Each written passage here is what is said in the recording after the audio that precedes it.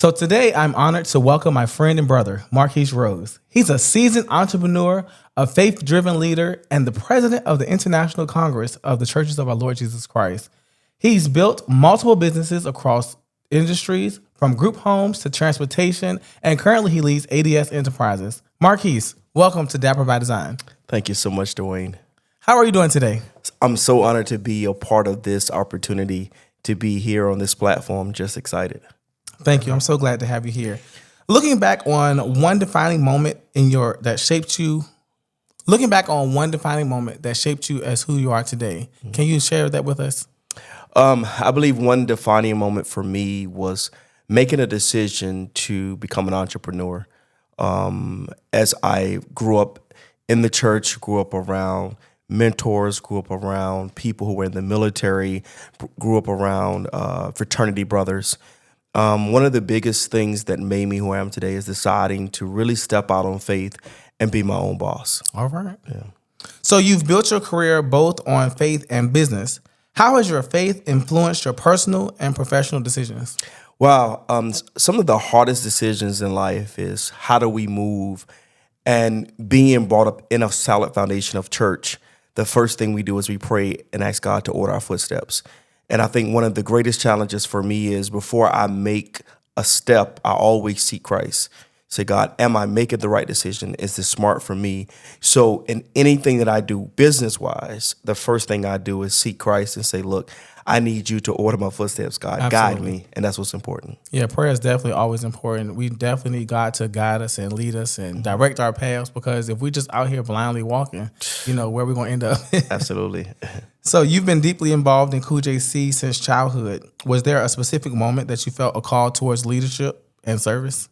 Yes, I believe coming up in high school, I was president of every class, then became SJ president, then got to college, became president of every class. And then as leading, I realized, wow, I'm really naturally, God has given me a gift to be a leader.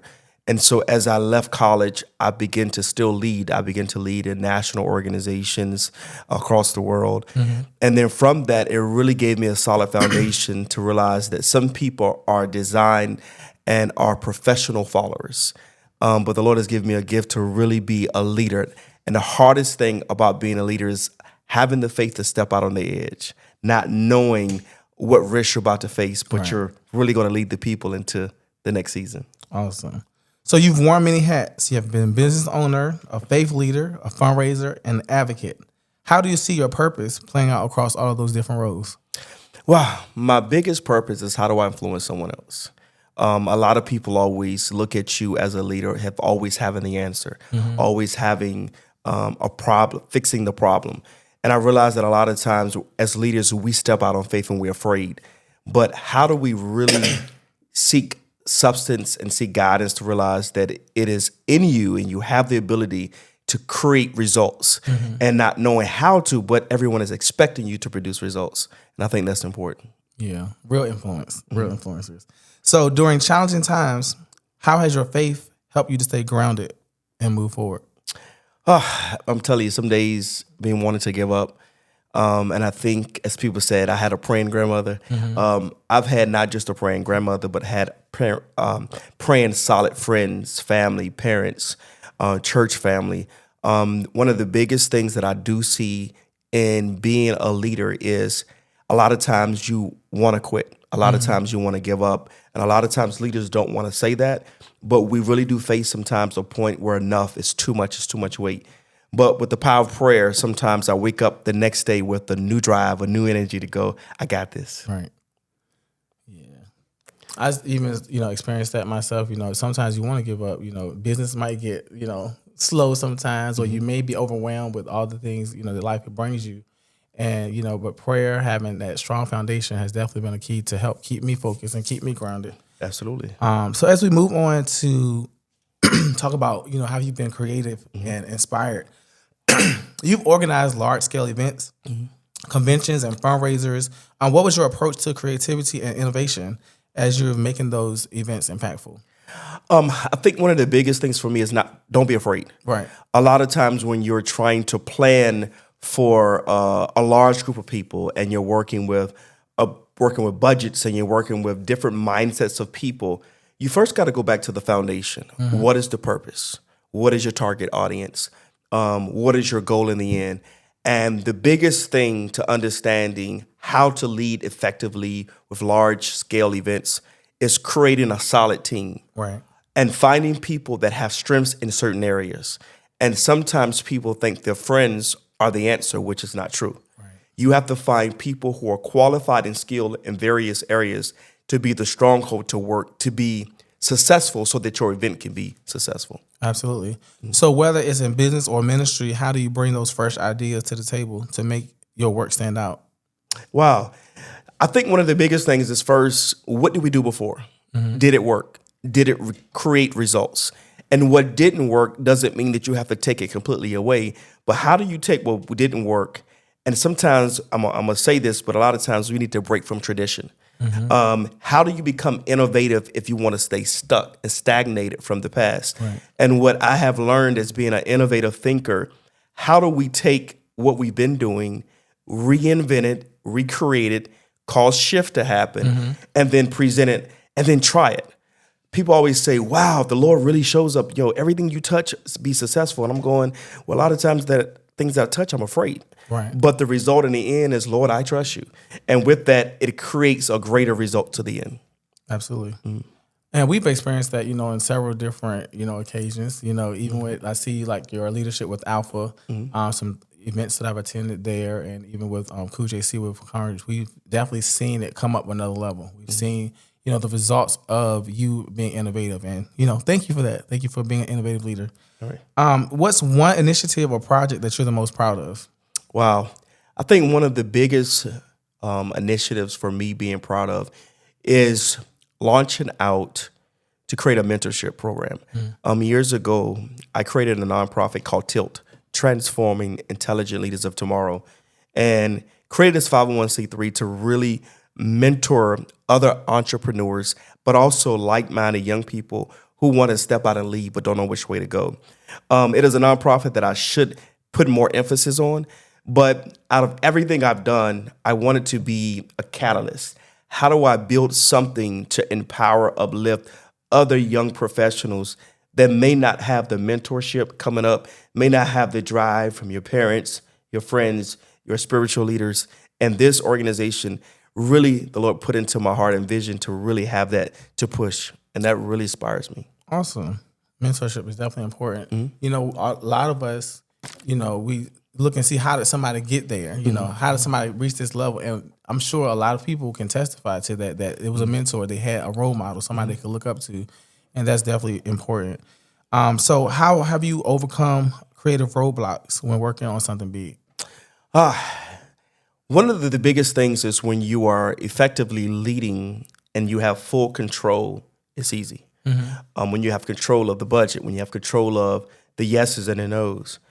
But when you are leading on a larger scale and you're faced with handcuffs, these are sometimes higher leadership, sometimes the budget may not be the budget you allow. That is a great challenge. It doesn't allow you the opportunity to really perform in full capacity. So what you find a way is to work around that. How do I take the ability and the vision that you've been given by God, and how do I produce greatness by the handicaps? I tell anybody, when you are faced with handicaps, the thing to facing the handicaps is overcoming the obstacles. Absolutely. And how do you overcome these obstacles? By first creating the plan. Sometimes we jump and move, but we don't think. Come back to the drawing board and go, how do I release these shackles and still continue to be successful? Absolutely. That's amazing. All right. So you've built multiple businesses in different industries. What is the biggest lesson that you've learned about entrepreneurship? The biggest lesson I've learned in entrepreneurship is create a safety plan. A lot of times when you get the vision or you get a drive for something for a business, and a lot of times we jump into it, business starts going well, but a lot of times we don't create the safety net. I always tell people, when you're an entrepreneur, everyone else gets paid first. Everyone eats before you eat, and then you're left with the crumbs. Well, how do I take what I'm left with, save half of it, and then live on the other half of it, right? And so people are always wondering, when you are a business owner, it does not mean that the business you create is going to last forever. Right. Some businesses are for a season, but you have to master the season, get what you can out of it, so that the next season that comes, you really have something to stand, because you created a safety net to fall back on. Nice. You got to be able to pivot. Absolutely. So ADS Enterprises, tell us more about what you're doing with it and what impact you hope to make. So one thing about the Lord has given me is being diversified. At first, of course, went to college, got my degree in engineering, focused more on strategic project management. From that, it stemmed into being into the group home industry, being a successful group home industry owner. From that, it stemmed into transportation, non-emergency transportation, taking people to and from medical appointments. And then from that, it extended to, of course, broaden horizon and getting contracts with the state, federal government, with school systems. And it really has been a blessing for me. While that has happened during the pandemic, technology shifted, where the world changed, where we became a digital world. And so the Lord has allowed me to invest into LED wall business. And it now allows me to rent out LED walls. You see a lot of the church conferences and professional conferences, digital walls. And so we rent out to different various capacities. From all of that, I look at every piece in every area of my career, every area of business. There's something about every business that brings it all together. Everything was a faith move. Everything was a risk.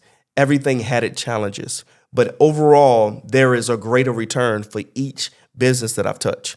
And then even moving into 2025, I've already challenged the Lord to take me to the next level.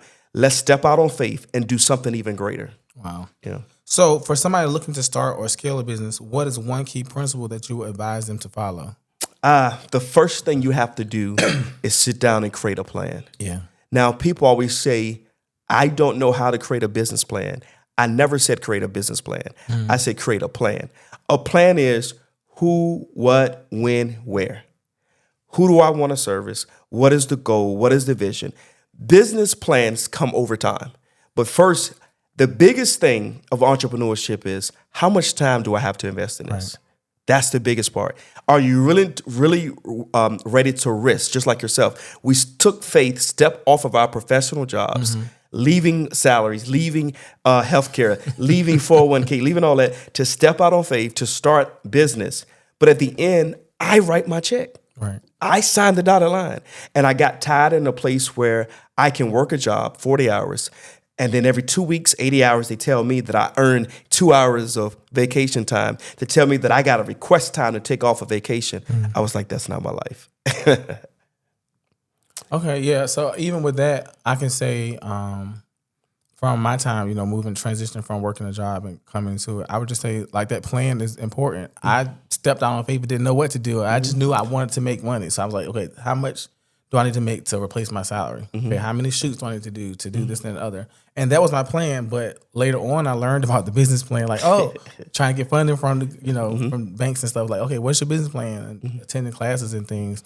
I was able to further explore that, and I'm still developing my plan because each year we add something else to it. Here we are sitting at a podcast table, talking to business owners and entrepreneurs and things like that. So the plans change, but if you have a plan that you can walk towards, then you definitely have a place to go to.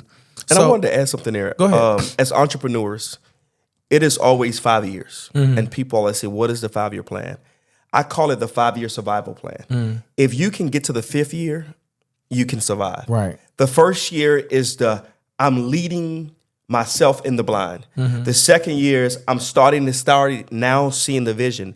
The third year is your challenging year because you start making money and you start wanting to invest, but then it goes, all right, let me slow down. The fourth year is always the year where something risky happens, and it either discourages you or it motivates you. And that's the toughest part of your entrepreneurship time, that fourth year, because if you can get past the fourth year, the 5th year, you can't even go back because you're already at that place then. That is crazy. And like, we've never talked about this before, but that almost sums up like my whole thing. Like, I went out in 2017 and started the business. I said, well, I started shooting for it, but I did my SCC, in 2017. SEC paperwork, whatever. Right. Got the LLC together, and then like up into that 4th year is about when I took that risk and was like, okay, I'm forget it. I'm leaving the school. It's just crazy that that's how it actually worked out for me too.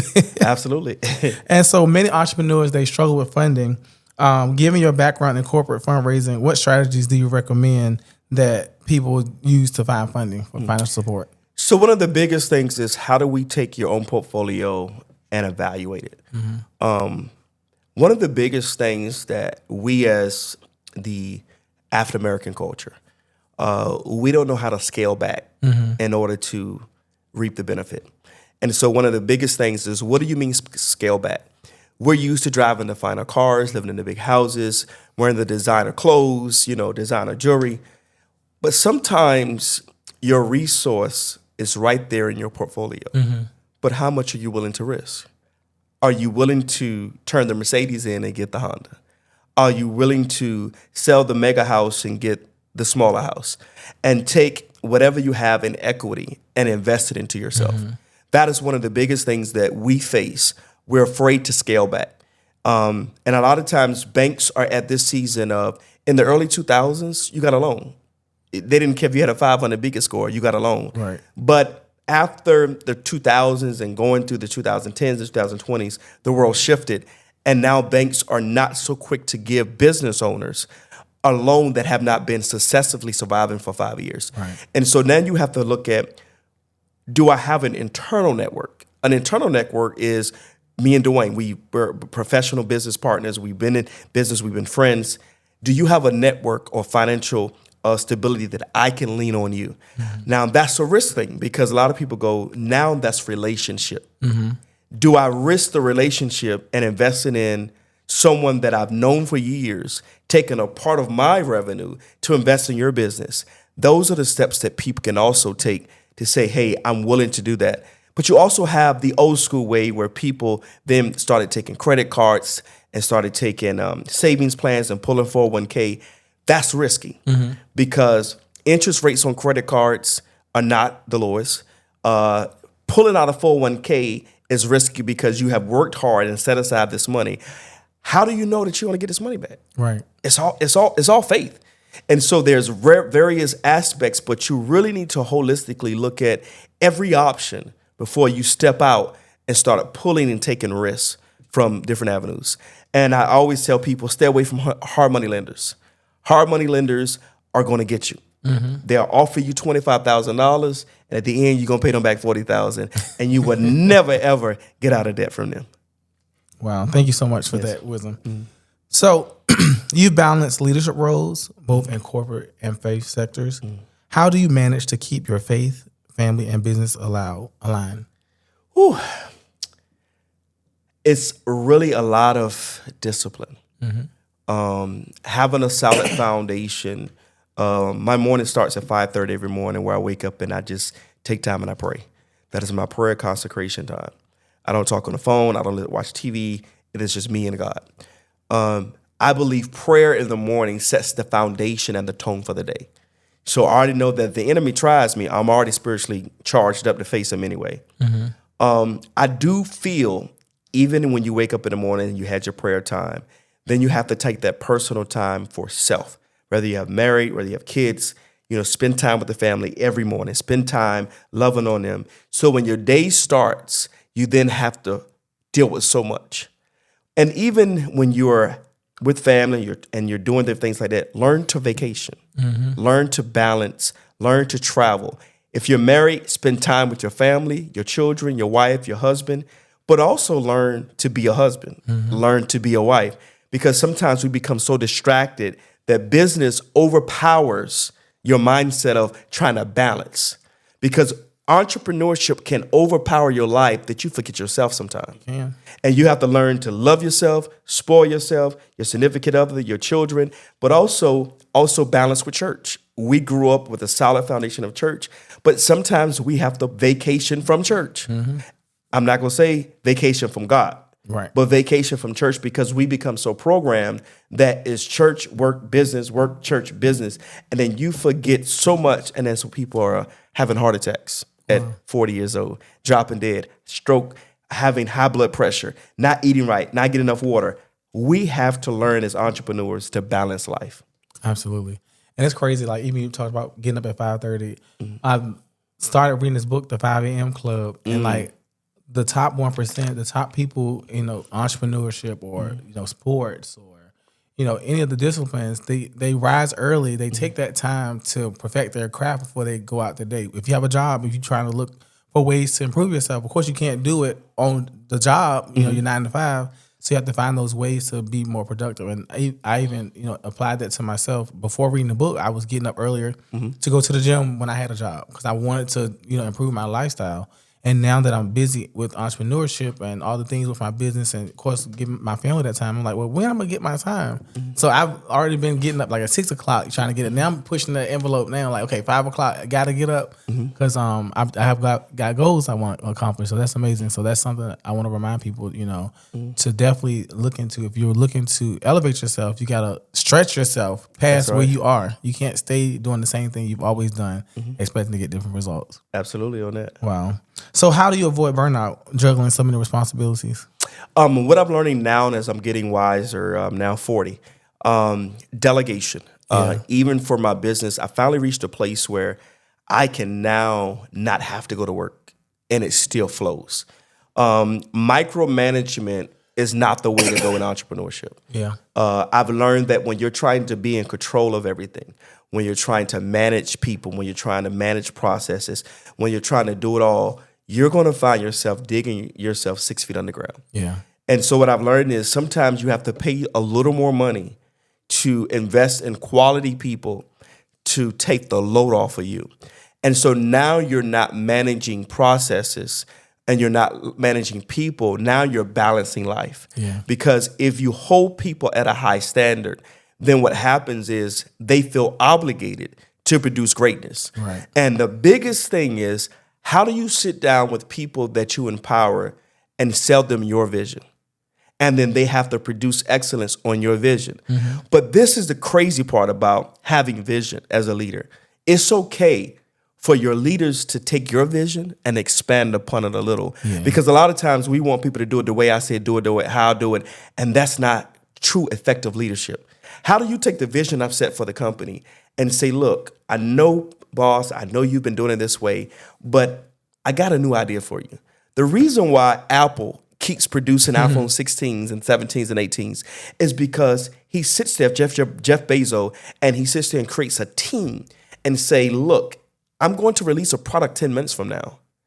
I don't know what I want to produce, but I'm paying you guys to be effective to produce another iPhone 17. Make it better, make it faster, make it more chic. But the whole point, how can I get consumers to reinvest in a product that really they don't really need? Think about it. Did you really need an iPhone 16? Right. The 15 worked fine, right? But he sells that dream, and that's what effective leaders do. Absolutely. So with that, what habits and systems have helped you stay organized and intentional in your work and personal life? Now, one of the biggest things that I'm learning is AI world. And so during the last few months of my life of finding an AI organizer, a lot of people say, well, what is that? There's a robotic organizer that is your personal assistant. If you are not into technology, every morning, take yourself, and I know you used to do this, Dwayne, be very organized and intentional with your day. As you said, we start off at 5:30 in the morning, create a daily task list. Get this done, get that done. And then when you started realizing that you are accomplishing tasks, at the end of the day, what are you missing? What's causing you to miss going to the gym at 5 o'clock in the evening? Is it because of your schedule? So then you got to find a way to retweak your day. Meditation is important, but strategically mapping out tasks is so important, and so that you can also understand the flow of your day. Right. Because what happens is we become so accustomed and programmed to just going with the flow, and we forget things. But creating a task list is most important. Awesome. I've adopted that too, using my phone calendar. Like, okay, this is what I did, this is what I did, this is what I did. What didn't I get to? My to-do list. And then if I didn't get to it, I push it to the next day. But definitely I'm trying to, give more structure to my day. Dapper by Design is about creating the life you want. Okay. You know, it's about designing the life that you want to live, and you know, making those steps and plans to get to it. So, absolutely. What legacy do you hope to leave behind? Wow. I don't physically have a daughter or a son yet, and I'm praying the Lord moves quick in my life. But a legacy for me is not what I leave for my children. It's my name. And one of the biggest things that I've learned, I don't want to grow up to be rich. I want to grow up to be wealthy. Wealth to me is not just money. Wealth to me is your credibility, to be someone who has impacted the world. One of the biggest things for me is when I leave here, how will the world remember me? Will they remember my legacy as being an impactor, being a community activist, being a goal-driven individual, someone who did give and sow, but most importantly, did my legacy impact the world that the generation after that generation remembers me? You know, till this day, we will never forget Martin Luther King. We will never forget W. Du Bois. We will never forget Rosa Parks. But they were national African-American impactors for the world. And they shifted a culture for that generation. We're in a new generation now where we're trying to shift the culture. And one of the biggest cultures that I want to shift is in the church because we grew up in a solid foundation of tradition. Right. How do we break away from tradition and really be youth leaders in the world today that can impact the Black church especially? Awesome. So let's have some fun. What is your favorite book? I would say one of my favorite books, This Is Now, That Was Then. I read this book, I believe it was in the 4th grade, and then we read it again in the 7th grade. And I never understood until I became older how impactful that book was, the story of it. And even till this day, when I get in situations, I go, this is now, that was then. And so most impactful, my second writer is John Maxwell. I love every book that he writes because I really believe in leadership development. But that is one of my best writers. I love his style of writing.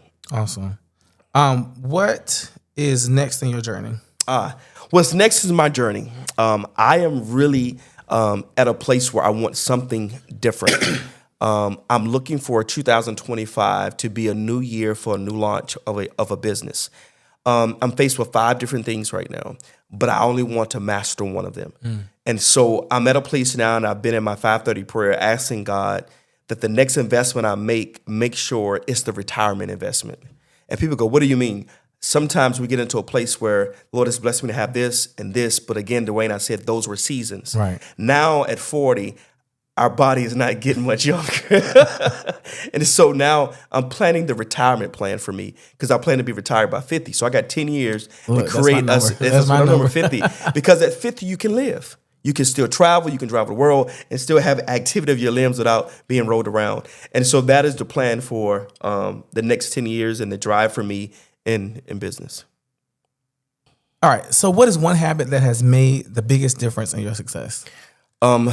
One habit that I feel that has made the biggest influence has been fishing. Fishing is therapy for me, and anybody knows me, you know this, Dwayne. When I go fishing, I cut myself off to the world. You have to find something that isolates you from really the world, disconnecting you. When I fish, it is a time where I spend time with understanding self. I'm so focused on trying to bait with the right bait, hook the right fish, get the right size, and then once you hook a fish, the fight of bringing it in. But at that moment, I care less about anything in the world, work, job, anything. I no longer have a stress to focus. And then when you get the fish and you come out of the water, you realize, wow, now you feel like you have your trophy piece.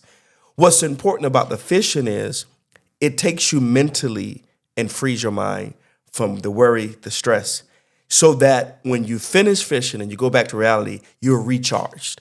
Some people run, some people fish, some people play sports, some people golf, But for me, I find mine as fishing being a therapeutic release for me. Awesome. So what is one quote or mantra that you live by? That's a good one because there are a few. One of the biggest things that I look at each day as a model for me is to wake up every day trying harder. And I always instill this in my nephew that I'm raising. And even time when he leave in the morning, I said, yesterday is gone. Tomorrow is not promised. But how can you wake up today doing much better than you did yesterday? And I think if you push yourself to be an achiever and to set a greater goal than yesterday, it will then allow you to understand, how do I impact the world today? Because I can't focus on tomorrow, but today. Today. Today. So what's one actionable takeaway that you like to leave with the audience? Tell 'em.